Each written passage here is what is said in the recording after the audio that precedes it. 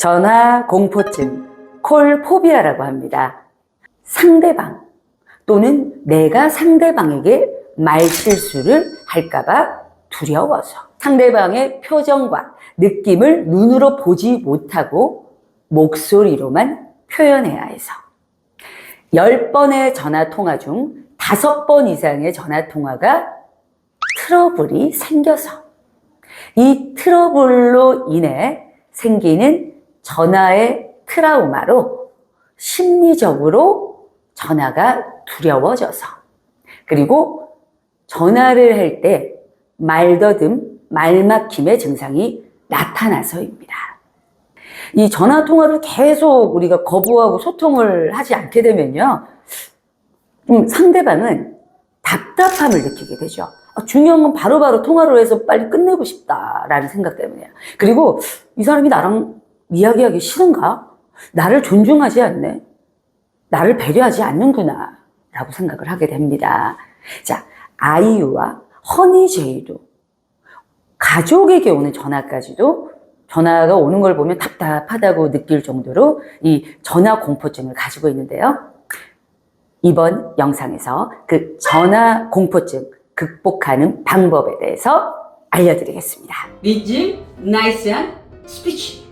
먼저 첫 번째, 미리 멘트를 준비하라 입니다.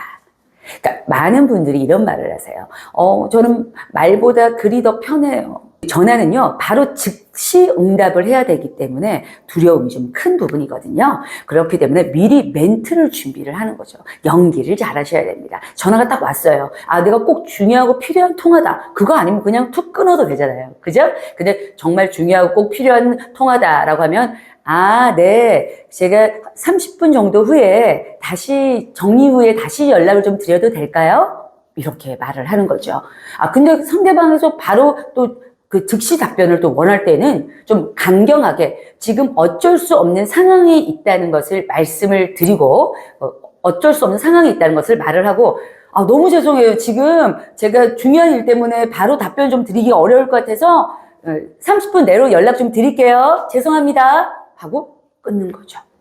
네, 어떻게 보면 좀 무례해 보일 수 있지만 다시 전화했을 때 정리된 내용으로 따뜻하게 말한다면 회복을 할 수가 있습니다.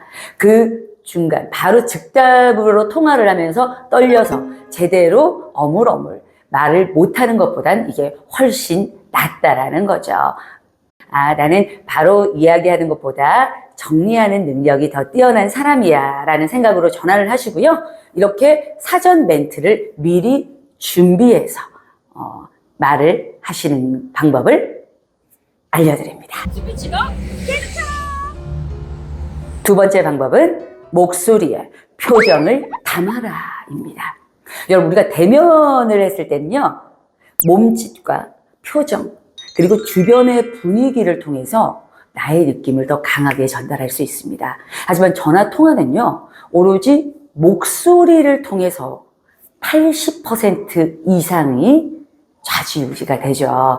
그렇기 때문에 목소리에 더 표정을 담아야 되고요. 더 전달력에 신경을 쓰셔야 됩니다. 그래서 이게 전화 공포증에 좀 많은 분들을 보면요, 이 목소리에 또는 발음에 그런 자신감이 없는 분들이 많습니다. 그리고 말더듬, 말막힘 이런 증상들이 나타나는 분들도요. 네. 그래서 이 목소리로만 80% 이상이 전달되는 전화 스피치이기 때문에 목소리에 표정을 잘 담으셔야 된다는 거죠. 내가 중요한 업무를 이렇게 전달을 해야 될 때는 전달력이 있으면서도 진중한 목소리로 전달하셔야 됩니다. 네, 지금 이 건은요, 7월 13일 오후 7시 전후로 처리를 해 주셔야 됩니다. 네, 이 건은요, 7월 13일 이렇게까지 전해 주셔야 됩니다. 이렇게 하면 상대방이 이게 별로 중요하지 않나? 그런, 중요하지 않은 일인가? 라고 생각을 할 수가 있습니다. 그리고, 전화 통화를, 내 마음을 좀 전하고 친한 친구랑 통화를 할 때는요, 그죠? 더 좀 따뜻한 마음들. 그래, 고마워. 원래 내가 이런 사람이라고 해도 전화 통화로 했을 땐, 고마워. 라고 목소리로만 전달됐을 때 사람들이 오해를 할 수가 있다라는 겁니다. 그래서 상황과 목적에 맞게 목소리에 표정을 담아서 말씀을 하셔야 합니다. 민지, 나이스한 스피치. 자, 여러분, 우연히 내가 녹음된 목소리를 들어보고, 이게 내 목소리야 하고 이렇게 놀라신 적 한 번쯤 있을 겁니다. 정말로 나는 성의 있게 말을 하는데 막상 들어보니까, 사람들이 정말 무뚝뚝하게 느꼈겠네? 내 발음이 정확하게 사람들한테 전달되지 않았네? 라고 알 수 있게 됩니다. 항상 객관적인 기준을 가지고 가셔야 됩니다. 가장 정확한 것은 녹음을 해서 스피커폰으로 들어보시는 것을 추천드립니다. 이어폰으로 꽂고 들었을 때는요, 여러분, 머리에서 한번 울리고 내 안으로 소리가 들어가기 때문에 정확하게, 객관적으로 좀 파악하기 어렵습니다. 그래서 소리 듣는 귀가 열리기 전까지는 여러분, 스피커폰으로 내가 전화 통화를 녹음을 한 것을 꼭 들어보시고요.